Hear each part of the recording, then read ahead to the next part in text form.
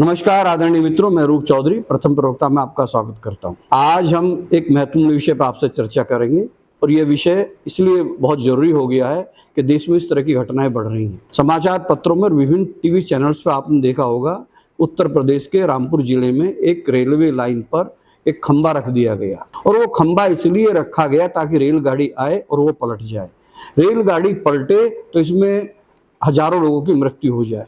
ये एक साजिश के तहत ऐसा किया जा रहा था। हमने 2-3 दिन पहले आपने देखा होगा जब लौनी की घटना का हमने जिक्र किया था, जिसमें जूस की दुकान में मूत्र मिलाया जा रहा था, तो हमने इस तरह की और दूसरी बातों पर भी चर्चा की थी कि किस तरह से देश में इस तरह की घटनाएं हो रही है। अगर इस घटना के पीछे जाएंगे और अन्य घटनाओं को भी इससे जोड़ेंगे, भारत में जो इस तरह की घटनाएं हो रही हैं, ये भारत में अभी शुरू हुई है, विदेशों में पहले से होती रही हैं। इसको बोलते हैं एलोन वुल्फ अटैक, यानी कि अकेले भेड़िए की तरह हमला करना। इसके पीछे सब लोगों को पता है, ये ISIS और अलकायदा ने शुरू कराया था। आपको याद होगा अमेरिका का वो ट्रेड सेंटर पर हमला, जिसमें उन्होंने एक हवाई जहाज के जरिए उसको टकरा कर उस टावर से बहुत बड़ी घटना की थी और पूरा अमेरिका नहीं, पूरी दुनिया हिल गई थी। ये अपने किस्म का अलग तरह का हमला था, परंतु ये बहुत साजिश के तहत बहुत दिनों से इस पर तैयारियां चल रही थी इस तरह की घटनाओं के लिए। अब मैं आपकी इसको जड़ में ले चलता हूं। जो IS और अलकायदा है, ये लगातार मुस्लिम युवकों को अपने संपर्क में लेकर उनको तैयारी कराते हैं। और ये तैयारी किस तरह से कराते हैं कि अगर आपने जिहाद को बढ़ाना है, आप चाहते हैं कि पूरी दुनिया में इस्लामिक राज्य हो, तो इसके लिए आपको सहयोग करना होगा। उसमें वो आहिस्ता आहिस्ता नौजवानों के दिमाग पर अपना कब्जा कर लेते हैं, उन्हें तैयार कर लेते हैं कि आप भीड़ में मत जाइए, ज्यादा की संख्या ना हो, कोई बात नहीं, आप अकेले ही जाकर इस तरह की घटना को अंजाम दे दीजिए। विदेशों में तो ये काफी दिनों से होता रहा है। आपको याद होगा 1968 में पहली बार ये हुआ था साउथ अफ्रीका में।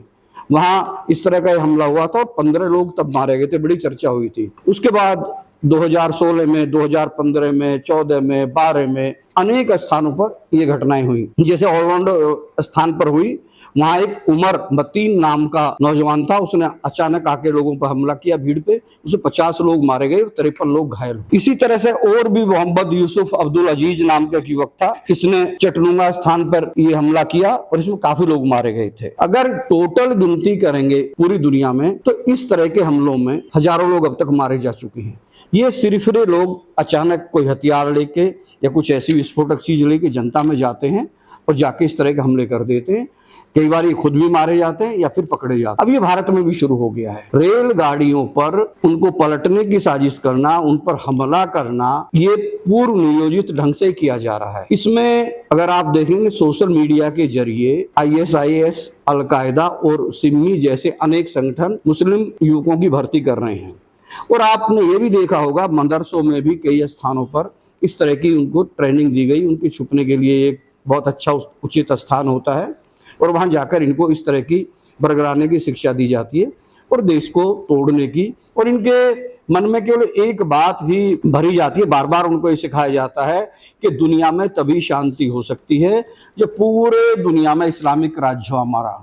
उनको पढ़ाई लिखाई से कोई मतलब नहीं, उनको तरक्की से कोई मतलब नहीं है। डॉक्टर बनना, इंजीनियर बनना, प्रोफेसर बनना, साइंटिस्ट बनना, इनसे उन्हें कोई मतलब नहीं है।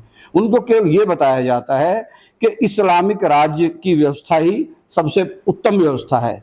उन मूर्खों को कोई भी बड़े मुस्लिम विद्वान और ये समझाने में सब नाकाम रहते हैं कि देखिए भैया, अगर आपने देखना तो जाकर अफगानिस्तान में देख लीजिए कि तालिबानों ने वहाँ क्या हालत कर रखा है। बच्चियों को स्कूल जाना बंद कर दिया है, महिला नौकरी पर नहीं जा सकती हैं और तरह तरह के प्रतिबंध उन्होंने लगाए हैं। और जिस तरह से वो सरेआम कानून का मजाक उड़ाते हैं, कानून नाम की वहाँ कोई चीज नहीं है, जिस तरह से वहाँ पूरी लूटपाट हो रही है और जिस तरह नृशंस हत्याएं की जा रही हैं, ये दुनिया में उदाहरण है। और भी कई जगहों पर ऐसा हो रहा है जहां इन आतंकवादियों का शासन है, जहां तालिबानियों का या IS या अलकायदा के लोगों का शासन है, वहां तबाही तबाही है। ये इसी तरह का चाहते हैं कि भारत में भी हो और इसके लिए एक नियोजित ढंग से विदेशों से फंड आता है, उनको विदेशी बड़ी मोटी धनराशि दी जाती है और यहाँ भारत में कुछ लोग उनके स्लीपर सेल के तौर पे काम करते हैं।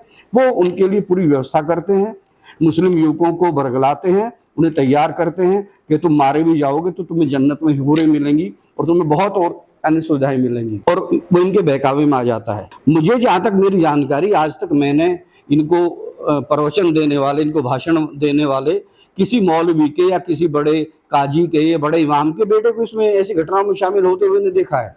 उनके बच्चे सब विदेश में पढ़ने जाते हैं, वो इंजीनियर डॉक्टर बनते हैं या व्यापार करते हैं, वो अपना गुजर बसर अच्छी करते हैं।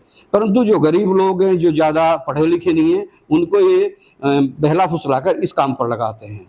अब समस्या ये है कि भारत सरकार हर रेल की पटरी पर तो गश्त नहीं करा सकती है, हर जगह सैनिक नहीं खड़े किए जा सकते हैं।